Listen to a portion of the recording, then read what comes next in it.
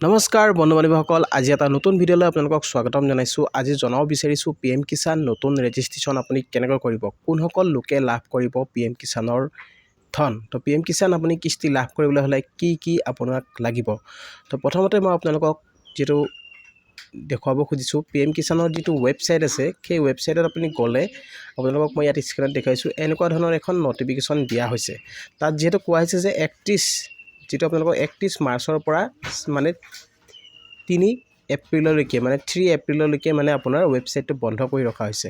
তো কিছু যিহেতু মানে কাম চলি আছে PM কিষাণ ৱেবছাইটটোৰ, তো ৱেবছাইটটো কাম চলি থকাৰ বাবে বন্ধ কৰি থোৱা হৈছে। কিন্তু 4 তাৰিখ, আজি যিহেতু 4 এপ্ৰিল, তো আজি যিহেতু খুলি দিয়াৰ কথা আছে, কিন্তু খুলি দিয়া নাই। হয়তো কিছু টাইম লাগিব পাৰে, কিন্তু খোলা হ'ব। খুলি দিয়াৰ পিছত আপোনালোকে তাত ৰেজিষ্ট্ৰেশ্যন কৰিব পাৰিব। অনলাইনত গৈ আপুনি ৰেজিষ্ট্ৰেশ্যন কৰিব পাৰিব, নতুবা আপুনি এটা কাম কৰিব পাৰে, আপুনি CSC চেণ্টাৰৰ যোগেদিও আপুনি কৰিব পাৰে।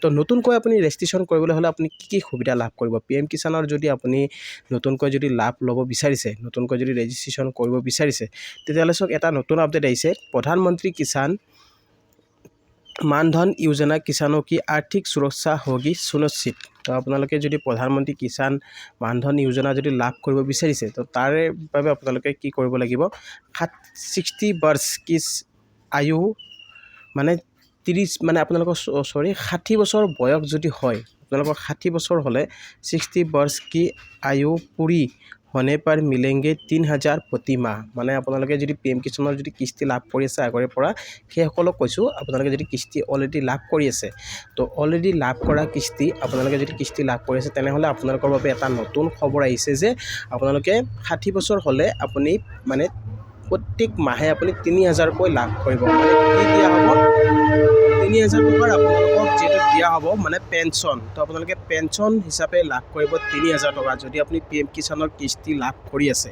যদি আপুনি এজন হিতাধিকাৰী হয়, আপুনি যদি এজন কৃষক হয়, তো কৃষকসকলৰ বাবে এই সুবিধাটো কৰা হৈছে।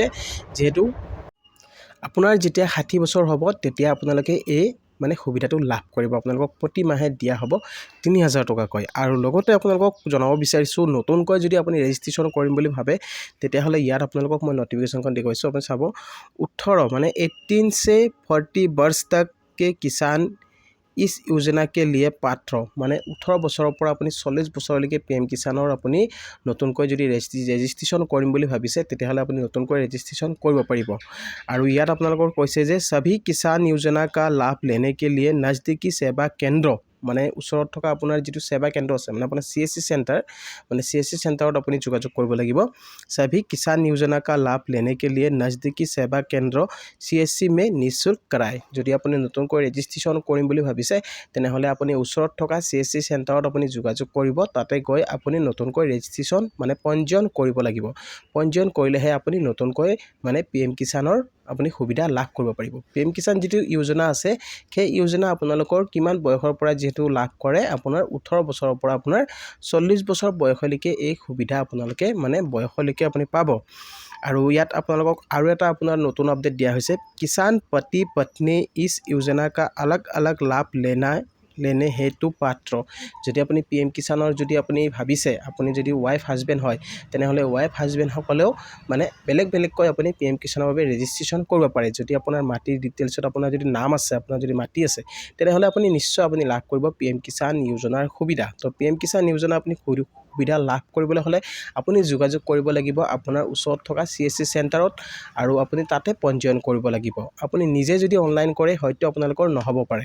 তো তেনেকুৱা কিছুমান আপোনালোকৰ যিটো প্ৰব্লেম হৈ যায়, আপোনালোকে CSC চেণ্টাৰত যাব, গৈ আপোনালোকে সেই ডকুমেণ্টখিনি আপোনাৰ যোগাৰ কৰিব লাগিব। আপুনি যিখিনি ডকুমেণ্ট লাগিব, ইম্পৰ্টেণ্ট কিছুমান আপোনালোকক ডকুমেণ্ট লাগিব। ইম্পৰ্টেণ্ট ডকুমেণ্টৰ ভিতৰত আপোনাৰ আধাৰ কাৰ্ডখন লাগিব, আৰু আপোনাৰ ভোটাৰ কাৰ্ডখন লাগিব, আৰু আপোনাক লাগিব যিহেতু এখন ইনকাম চাৰ্টিফিকেট লাগিব পাৰে, আপুনি কিমান টকা আপুনি ইনকাম কৰে তাৰ ওপৰত এখন চাৰ্টিফিকেট লাগিব পাৰে।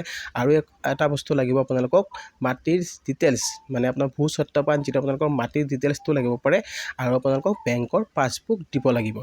তেতিয়াহে আপুনি লাভ কৰিব এই PM কিষাণৰ সুবিধা। যদি আপুনি নতুনকৈ ৰেজিষ্ট্ৰেশ্যন কৰিম বুলি ভাবিছে, তেনেহ'লে আপুনি ওচৰত থকা CSC চেণ্টাৰত আপুনি যোগাযোগ কৰক, আপুনি নতুনকৈ আপুনি পঞ্জীয়ন কৰিব পাৰিব। যিহেতু পঞ্জীয়ন প্ৰক্ৰিয়া চলি আছে, CSC চেণ্টাৰত আপুনি গৈ কৰিব পাৰে। কিন্তু এতিয়া যিহেতু PM কিষাণৰ ৱেবছাইটটো কিছু অসুবিধাৰ বাবে যিহেতু বন্ধ কৰি ৰখা হৈছে তো আপুনি PM কিষাণৰ ৰেজিষ্ট্ৰেশ্যনটো কৰিব নোৱাৰিব তো তাৰ কাৰণে আপুনি কিছু ৱেইট কৰক আজি যিহেতু 4 এপ্ৰিল আজি আপুনি চাই লওক যদি আজি অনলাইন যেহেতু খুলি যায় তেতিয়াহ'লে আপুনি নেক্সট আপোনালোকে যেটো আপোনাৰ CSC চেণ্টাৰ আছে তাত গৈ আপোনালোকে পঞ্জীয়ন কৰি ল'ব পাৰিব আৰু পঞ্জীয়নৰ যেহেতু সুবিধা দিয়া হৈছে পঞ্জীয়ন যেহেতু মুকলি কৰা হৈছে সকলো হিতাধিকাৰীকে এই সুবিধা দিয়া হৈছে যিসকল হিতাধিকাৰী নতুনকৈ যদি আপুনি নাম পঞ্জীয়ন কৰিব বিচাৰিছে তেতিয়াহ'লে নতুনকৈ আপুনি পঞ্জীয়ন কৰিব পাৰিব আৰু আপোনালোকক পুৰাণা হিতাধিকাৰীসকলৰ বাবে যেহেতু এটা ভাল খবৰ আপোনালোক যেহেতু ইয়াত কৈছে যে 60 বছৰ যদি আপুনি বয়স হয় যেতিয়া আপোনাৰ PM কিষাণৰ যদি আপুনি কিস্তি লাভ কৰি আছে আপোনাৰ 60 বছৰ হৈ গৈছে পুৰা তেতিয়া আপুনি প্ৰতি মাহে যেহেতু আপোনালোক কৈছে যে 60 वर्ष की आयु पूरी होने पर मिलेंगे 3000 प्रति माह মানে আপোনালোকৰ যেতিয়া 60 বছৰ হ'ব তেতিয়া আপোনালোকে 3000 টকা আপুনি পেনশন হিচাপে লাভ কৰিব পাৰিব আৰু 18 পৰা 40 বছৰলৈকে আপুনি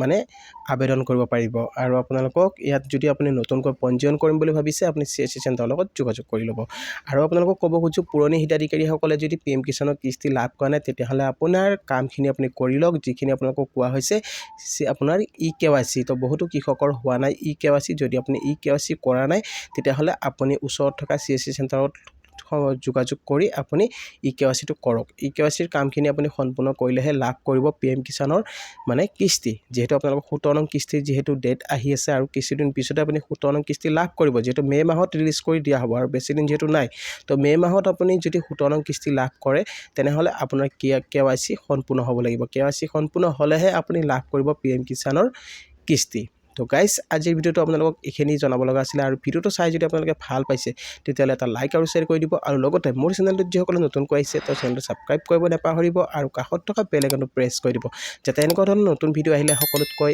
আগত পাই থাকে তো গাইস আজিলৈ মানে জয় অসম